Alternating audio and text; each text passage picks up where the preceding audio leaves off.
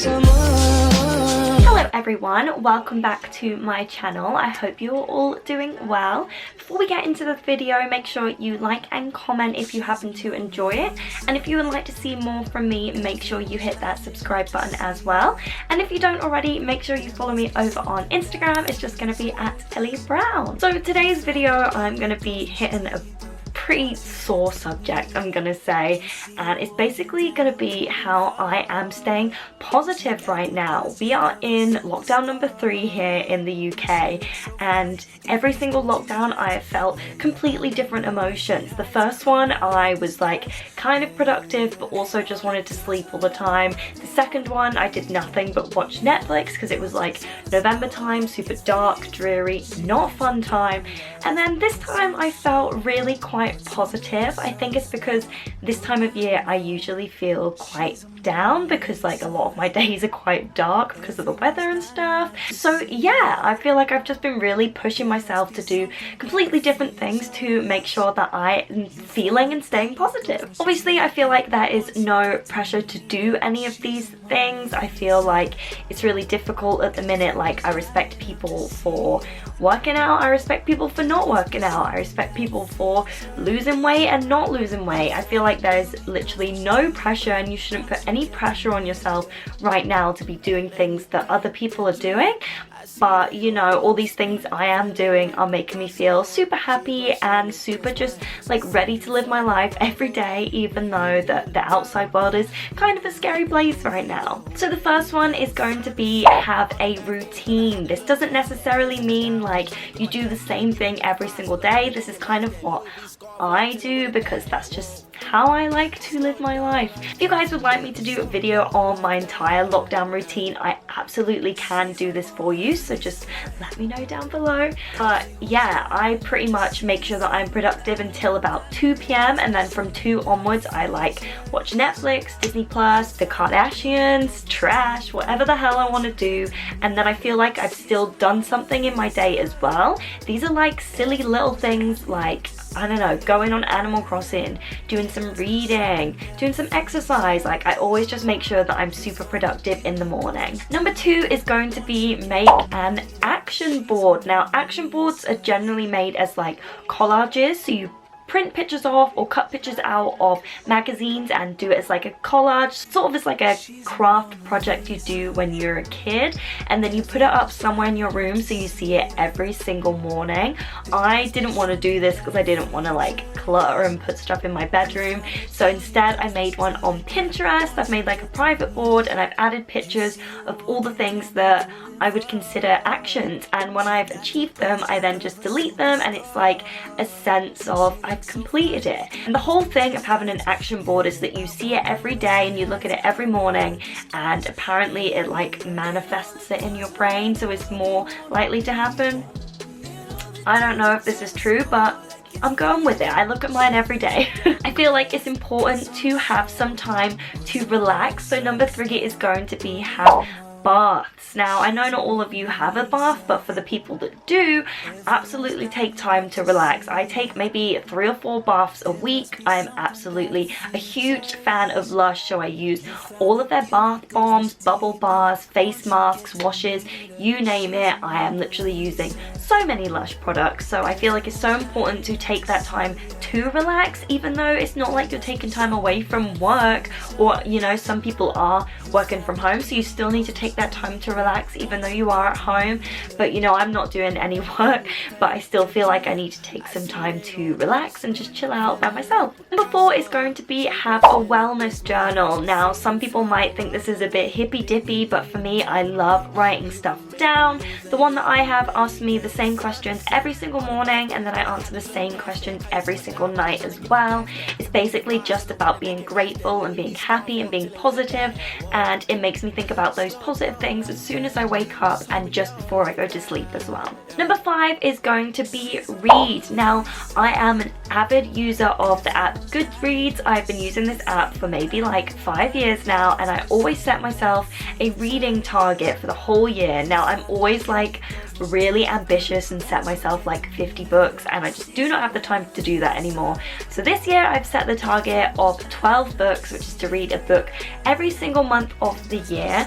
I only did like 4 or 5 last year, which is ridiculous considering I spent nearly half the year at home, but you know, I'm pushing myself to read more this year.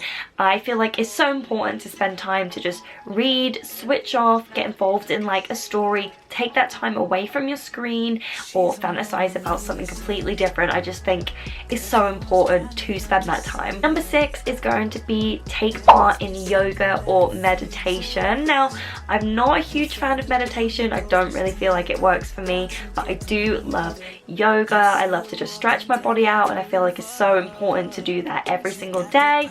I'm trying to get that into my routine of something that I do every day, but sometimes it is a little bit hard to push myself. You know, I am positive, but I also am normal as well. Trying to push myself to do things like that are a struggle, but I do think it's important to, even if it's just stretching your body out. There's so many things on YouTube about daily stretches. It doesn't even have to really be yoga. Number 7 is going to be keep your space tidy. Now, wherever this is your workspace or your bedroom, I know that I feel so much better if I tidy my bedroom before I go to bed.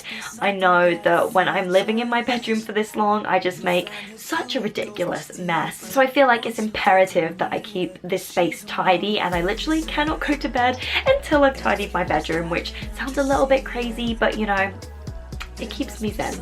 Number 8 is going to be video games. Now, a lot of people encourage us not to play video games and that it's harmful for children, but a recent study has come out that playing video games is actually good for your mental health. One of the games that was in the study was actually Animal Crossing. Animal Crossing is a game that I've been playing. Well, I used to play it when I was a kid, and I play it now on my Switch, and honestly, it's so good to just zen the hell out. It's the most like anxiety freeing game ever. I've seen that Harvest Moon is coming out as well, and I feel like that's going to be the same. Number 9 is going to be have a skincare routine. Now, I'm someone that has always struggled with my skin and finding the correct skincare products that really do work for me. So I feel like implementing that skincare routine of either a nighttime or morning. I personally do most of my stuff at night, but I do have some stuff I do in the morning as well. I feel like that has made me feel so much better to take the time whilst I have the time to find products and things that work for me, and I honestly feel so much better for it. Number 10 is going to be organizing. I literally love organizing stuff and throwing crap away. In my like morning where I'm productive, I always